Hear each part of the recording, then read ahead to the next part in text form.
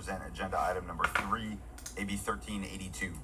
Good morning, Mr. Chair and Committee. I'm here to present AB 1382, which would prohibit the sale of genetically modified animals where the genetic modification is for cosmetic purposes.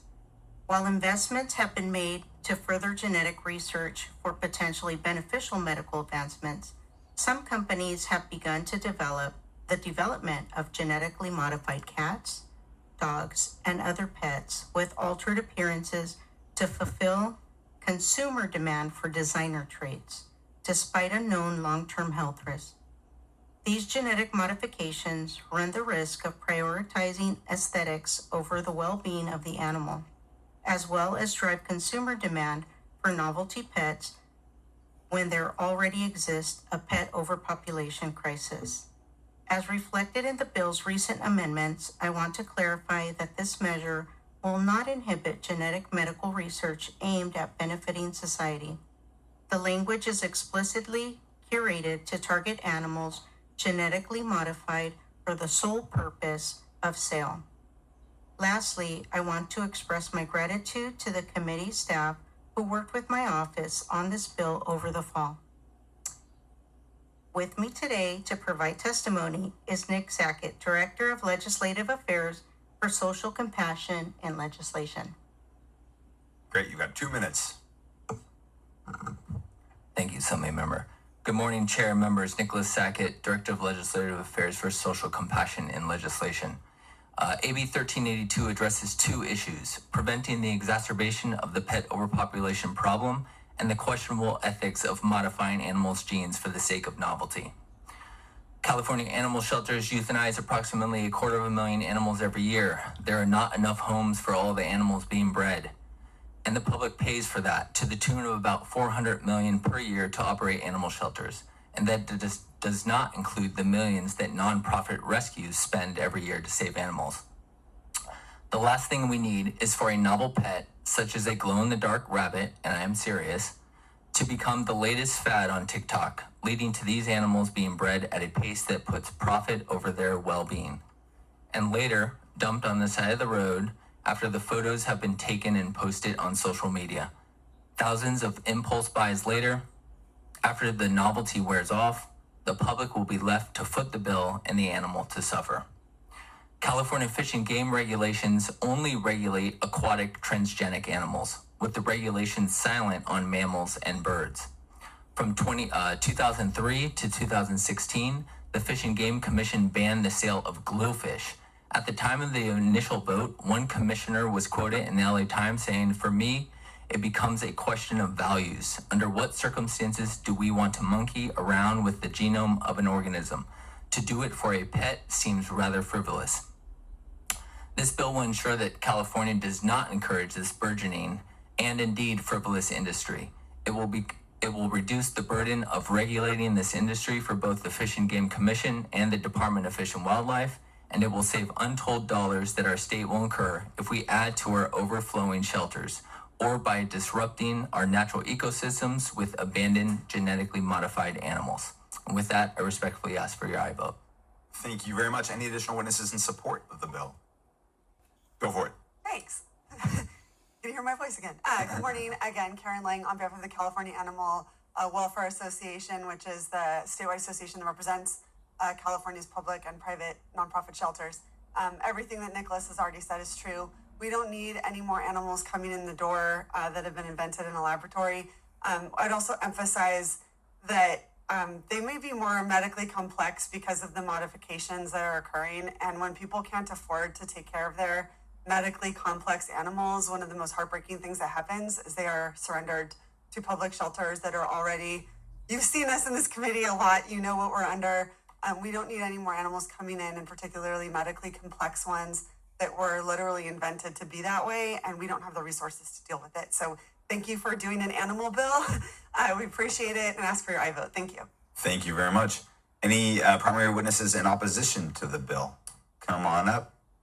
Come grab a seat. You've got 2 minutes. Good morning. My name is Alyssa Miller-Hurley. I'm the Vice President of Government Relations for the Pet Advocacy Network. We represent the responsible pet care industry, and we are here in opposition to Assembly Bill 1382. Our concerns with this bill are that it is framed as an animal welfare measure. And this bill, however, does not identify any demonstrated harm to animal health, public safety, or the environment that would justify such a sweeping measure. Our primary concern with this is the fact that it would ban the sale of genetically modified aquarium fish marketed as glowfish. Glowfish are things like zebrafish and tetras, which express fluorescent proteins resulting in bright, vibrant colorization, and are ornamental pets. They are subject to extensive regulatory review, both federally and here in the state of California, and have been sold for decades through well-regulated pet retail channels. These fish both have explicit approval from California and federal state regulatory bodies. I emphasize that again because these fish have to undergo scientific approval by the California Fish and Wildlife for every new species that's being introduced. This process is extensive. The oversight is very, very thorough. And our concern with this is that it would set a troubling precedent and open the door to banning regulated products based on aesthetics or perception rather than science. For more than a decade, glowfish have been sold in California, and each new proposal, as I mentioned before, has to undergo rigorous approval through state regulatory bodies. Assembly Bill 1382 would eliminate this long-established and carefully regulated product category without any new scientific findings or evidence of harm to the animal or environment. This would override existing science-based regulatory determinations and disrupt a lawful commerce and reduce consumer choice. Additionally, our concerns are with the ambiguity. This ambiguity creates compliance challenges and legal uncertainty, particularly given the bill's severe civil penalties of no less than $5,000 per animal, which would be incredibly detrimental to small business owners here in California who sell ornamental fish and comply with the regulatory proposals that already exist within the state. If you could wrap up, that'd be great. Yep. Again, we're here to oppose this bill, and we're here to urge the committee to focus on science rather than emotion and aesthetics. Any additional witnesses in opposition to the bill, or folks who want to add on in opposition to the bill? Seeing none, bring it back to colleagues for questions or comments. Got a motion? Second. Got a couple seconds. Got a maybe question from Assemblymember Barrett-Cahan. It's my understanding that the glowfish, which are FDA approved, are exempted from the bill. Can we clarify that? That is my understanding as Okay, well. thank you. I was gonna get to that. So given that, I want to say that I really appreciate what was done here. I happen to have a former science fellow in my office who might be the only person in the legislature who has done this work and turned mice neurons fluorescent for his research, for his PhD. This is actually I want to take note that this is a really important practice for scientific research, which the bill acknowledges, and make sure we can continue to do important scientific research. But this isn't something that is necessarily always bad. This is often good in the scientific context, and I think the bill is narrowly tailored to deal with allowing for those kind of advances that are critically important to our state and our world. So with that, I'm happy to move the bill. Assemblymember Hadwick and then Dr. Baines. I just wanted to thank the author. As much as I really want a unicorn on my farm for the pumpkin patch, I am in full support of this bill. Thank you. Yes, Assemblymember Barrett-Cahan. There's actually another person in the legislature that did research on this in undergrad. So yes, not the only one. I did that in undergrad as well. So, and I do know that that was exempted in the bill. That was actually one of the first questions I had asked. Thank you. Thank you. Any additional questions or comments? Assemblymember, would you like to close? Yes. To Hadwick, no unicorns. No unicorns. I respectfully ask for an aye vote. Ooh. I was an aye until the no unicorns part.